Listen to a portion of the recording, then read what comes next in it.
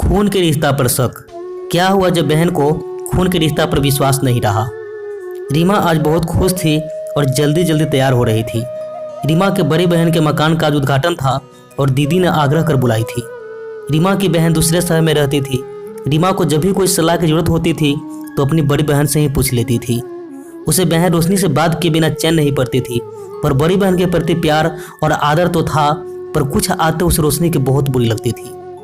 वह कौन सी बात को तिल का तार बना दे पता ही नहीं चलता, और जब उसे मायके या अन्य रिश्तेदारों को जानकारी लेनी होती थी तो बड़े प्यार से कुरेद कुरेद कर बहन रीमा से पूछ लेती थी। लेकिन रीमा भी बड़ी भोली थी। अब वो रोशनी की बातों में उलझ कर अपने मन की सब बातें बता देती थी। खैर, रोशनी के मायके में नहीं बनती थी, फिर भी सबकी जानकारी रीमा से लेती रहती थी। उसने अपने मायके में किसी को नहीं बुलाया था, न ही उसने मायके में फ़ोन किया। अब रीमा ने रोशनी के यहाँ पहुँचकर देखा कि सब तैयारियां जोरों शोरों से चल रही है। अब क्या था, रीमा से कहा गया पूजा के बाद ही कुछ खाना, क्योंकि पूजा भी जल्द चालू होने वाली है। उसने कुछ नहीं खाया। पूरे समय कुछ न कुछ सामान नए घर में ले जाया जा रहा था। उसकी बहन की बेटी नियति, नेहा दोनों हर सामान को पहुंचाने में लगी थी। जरूरत का सामान रात में ही पहुंचा दिया गया। फिर भी गृह प्रवेश के पूजन में कोई न कोई सामान की कमी रह ही जाती है। फिर भी घर पास होने से रीमा उसके घर थोड़ी देर के लिए रुक गई और ताला नहीं लगा। फिर क्या था, उसके घर में मिठाई के डिब्बे से मिठाई कम हो गई। चाहे जिसने भी खाई हो उसे नहीं पता था। फिर नियति को लगा कि मौसी ने बिना पूछे ही मिठाई खा ली है। शायद उसने मम्मी से बता दिया था, इस कारण रोशनी के मन में शक था। उन्हें लगा कि अकेले में तुम्हारी मौसी ने मिठाई खाई होगी। तुम घर में अकेले रहे तो ध्यान देते रहना, ये बात उसकी मम्मी समझा दी। और जब मेहमानों ने मिठाई दी उस पर नियति ध्यान देती रही। फिर नए मकान में गृह प्रवेश का पूजा अच्छे से संपन्न हो गई। अब उसी दिन रोशनी की 25वीं शादी की सालगिरह भी थी। रीमा अपने क्षमता के अनुसार गिफ्ट ले गई। बहन के लिए साड़ी, जीजाजी के लिए कपड़े और बच्चों के लिए लिफाफे दिए। साथ ही उसने शाम को क्रॉकरी सेट दिया। इतना भी रोशनी के लिए कम था। वो कहते हैं ना, जितना जिसे मिले उतना ही कम होता है। यदि रोशनी चाहती तो छोटी बहन से कुछ न लेती, पर लेने की चाहत रही तो रोशनी मना नहीं कर पाई। अब जैसे तैसे अगले दिन रीमा अपने घर लौट आई। तब उसकी बेटी नियति पूछती है, मौसी आपने हमारे कान का टॉप्स देखे क्या? मैंने आपको दिखाए थे। इतना सुनते ही रीमा ने कहा, नहीं, हमें नहीं पता तुमने कहाँ रखे, तुमने मम्मी को दिए होंगे। फिर भी रोशनी के मन में शक की सुई लगी रही।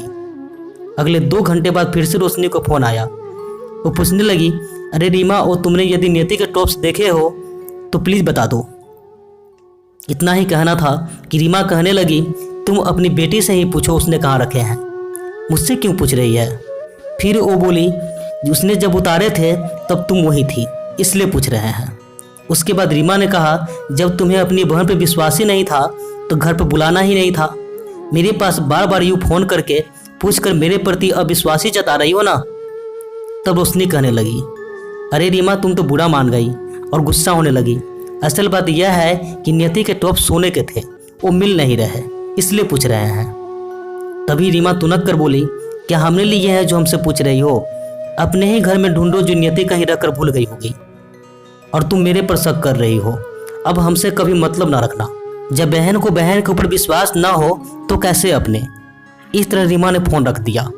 इसके बाद रोशनी सभी रिश्तेदारों से यही कहने लगी कि रीमा जब हमारे घर आई थी तब हमारे सोने के टॉप्स चोरी हो गए, पता नहीं कहाँ से गायब हो गए। इस तरह की बात पूरी रिश्तेदारी में फैल गई। तो रीमा को बहुत बुरा लगा कि हमारे पास कोई चीज़ की कमी है क्या? एक तो खुद की गाड़ी से पेट्रोल लगाकर तुम्हारे घर गए, साथ ही ऊपर से उपहार दिए। ऐसे में उनकी सोच कितनी घटिया थी। सबको उसने सफाई देने के बजाय उसने सबसे यही कहा, हमें हमारी बहन से कोई रिश्ता नहीं रखना। जो अपनी बहन पर विश्वास नहीं करे उसने अपनी बड़ी बहन से रिश्ता खत्म कर लिया। बाद में रिश्तेदारों को द्वारा पता चला कि रोशनी के वो टॉप्स एक किचन के स्टील के डिब्बे में ही मिल गए जब वो सामान को नए घर में जमा रही थी। लेकिन उस समय रीमा के लिए जो बात बोली वो रीमा के लिए बहुत दुखद थी, जो अविश्वास के कारण आपसी रिश्ते में हमेशा के लिए गांठ पड़ गई। यदि एक बार अविश्वास बन जाए तो रिश्ते कमजोर हो ही जाते हैं। इस तरह रीमा का बड़ी बहन के प्रति न आदर रहा, न ही वह झुकी, न ही कोई समझौता किया।